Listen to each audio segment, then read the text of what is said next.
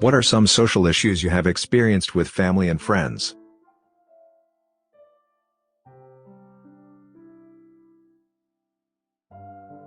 So, my current girlfriend is jealous because my daughter resembles my late wife. My late wife and I were teen parents. We'd been dating for 4 years at that stage, and been friends forever. My wife was promptly disowned by her parents, and came to live with my parents and me. My parents chose to support whatever we chose to do, which was keep the pregnancy. They had also adored my late wife for years, and would joke at least she's part of the family forever. I stayed in school, and got a part-time job while my wife dropped out, but got the equivalent of a high school certificate through other means. We lived with my parents who supported us financially. Instead of going to university, I learned a trade so as not to put our little family in debt. As soon as our daughters started school, my wife started working too.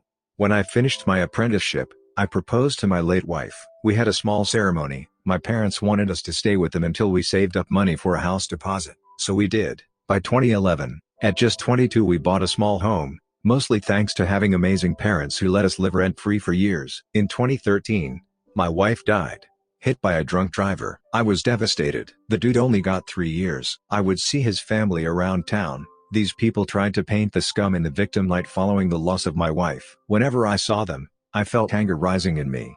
I decided to move away for this reason, also because I didn't want to have to see the scum when he got out. I moved several hours away. My parents said they'd follow when my dad retires in a couple of years, as they also wanted to get out before the scum got out. I was devastated, but tried to do right by my daughter. I got her into therapy, which seemed to help, and I got her into sports to help get some anger out.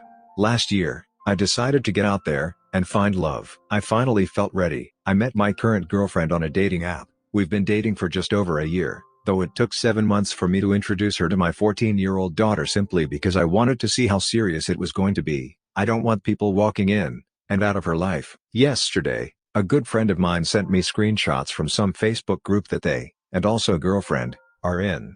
Basically, somebody in the group shared a post of a woman complaining about how they feel uncomfortable when their husband compliments his, not their, daughter's looks, because it's basically like complimenting his ex. I assume this is because the daughters supposedly look like their mums. My girlfriend commented saying how she feels the same way, and it bothers her when I compliment my daughter more than I do her, because she feels like I'm calling my late wife pretty or something. Someone replied saying she shouldn't be dating a man with kids then, and she in return said she shouldn't have to limit her dating opportunities, because some men put exes before their new chick. I'm at a loss here. This seems evil to me. Disney villain evil.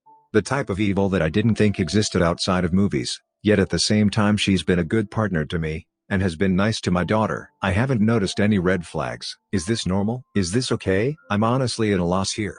I don't have a lot of friends apart from the one who sent me the screenshots, certainly not any who I can confide this sort of thing in. I don't want to bring my relationship problems to my parents either, as I think that can ruin chances of a healthy relationship with my in-laws. Any advice would be appreciated.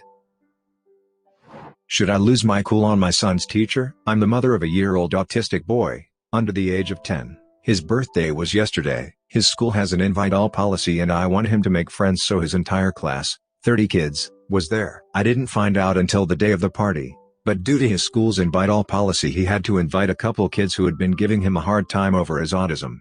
When I got the RSVPs I called the mums, and basically said, so your kid has a problem with my kid. Here's what my son told me. Can you talk to your kid before the party, because I don't want my son upset on his birthday. Of the 3 mothers, 2 said, oh my god, I'm so sorry, I'll talk to my kid ASAP.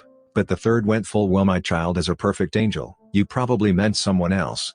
But I didn't back down, and she agreed to talk to him. Day of the party, less than 30 minutes and I see the 3 kids talking to my son. The one with the defensive mom is doing all the talking while the other 2 stand there and watch. I wait and watch in case their moms talk to them, and this is an apology. Then my son bursts into tears. I go over to the parents who'd stayed behind, and said, if any of them are the parents of those 3, then take your kid and leave. This was not in front of the kids. 2 left immediately, and said their kids are getting grounded, and the defensive mom also left, but not before calling my son a retard, and saying her kid didn't want to come anyway. Cut to today, around break time at my son's school I get a call from his teacher. She wants to talk about yesterday. I'm expecting something like the other mom wants to set up a meeting to talk about what happened, but that would be too easy. The teacher instead reminds me about the invite-all policy, and how the idea is to stop kids feeling excluded, and I kicked out 3 kids. Over the phone I tell her that they were bullying my kid. She says, and you as an adult felt the appropriate response was to bully them? I responded that as they reduced my son to tears I felt it was appropriate to ask them to leave. Teacher then says not to be surprised when my son is excluded from something. I'm about to go pick my son up from school. The teacher has office hours for parents right before pickup. A solid 50% of me wants to go in there and ask why the F these kids were allowed to bully my son, but he still has to include them, and the other half of me is saying I need to calm down. I'm a teacher too, in a sixth form, so we don't have the invite all rule, but I've still had to deal with my fair share of entitled parents. However, if I spoke to any parent like that, I'd be out of a job, so I am genuinely unsure about my next move. Okay, update. I talked to the teacher. I kept my cool. He said that what she'd said was unacceptable, and he'd talk to her, and I have a meeting with him, the teacher, and the mother of the other boy, and deal with this. Twin baby names. I am 8 months pregnant with fraternal twins. My husband and I have picked out names for the twins that we both love. Nothing strange, the kids won't get made fun of. Both are very safe choices, no weird crap. However, because it's twins, everyone is excited at the idea of picking out a boy name and a girl name. Both of our families have names they want us to consider. We have politely declined if people have offered a name idea, saying we're not taking suggestions. And if they've directly asked us what we're thinking of, we've said they'll find out when everyone else does. The suggestions haven't decreased at all, and the closer we get to the due date the worse it's gotten. The reason we don't want to discuss it with my family is that when my brother and sister-in-law found out, they told me to not tell anyone what we were thinking, because they said when they told my mom the name they were thinking of, mom criticized it, and they didn't like it anymore, and went through a few more names until mom liked one. The reason we don't want to discuss it with my husband's family is that my mother-in-law has posted on her Facebook page, with no provocation, that she can't wait for girl name or boy name the 9th. The girl name she posted is something random we don't like, and the boy name is the 9th because my husband and the 5 previous generations of men from his mother's family have had this name, so she expects our son to be the 9th in a row with this name. My husband called his mother directly, and she took the post down, but complained the whole time. And when he said we won't be using those names, she got upset we ruined a tradition. After each event we agreed to not discuss names with that whole side of the family because loose lips, and all that. We had a group check-in with my whole immediate family earlier, mom, dad, siblings, over video chat, and mom pressed for the names, and we said we're not telling. There was a short back and forth over this, no raised voices or insults or anything. But mom began to get teary, saying she can't believe we're excluding her from this, and asking what she did to offend us so much we'd not let her even suggest a name for her future grandchildren. We tell her it's nothing personal, we're not telling anyone, and she says she's not anyone, she's the grandmother. We just said she'd know when the baby was born, and she started crying. Dad disconnected the call after that. It's been a few hours and I've received messages from mom, dad, and my sister, all saying we're being cruel, and need to at least tell mom. We were certain we were doing the right thing, until my brother, the one who cautioned us against telling mom in the first place, said that maybe we should just tell her because she was full on weeping on the call. That final message from my brother has left us unsure as to whether we should clue both immediate families in on the names. Is it bad that we are not telling people? No disrespect on Mother's Day, thanks. Yesterday, my husband's side of the family wanted to celebrate Mother's Day. Since it was a nice day out, and tomorrow, actual holiday, is supposed to rain pretty badly. Every year since husband and I have been married, we've done a joint Mother's Day, an outdoor barbecue at his parents' house. Because of the lockdown, I already wasn't thrilled about the idea of going out, but husband persuaded me saying it will be less than 10 people, so it's fine.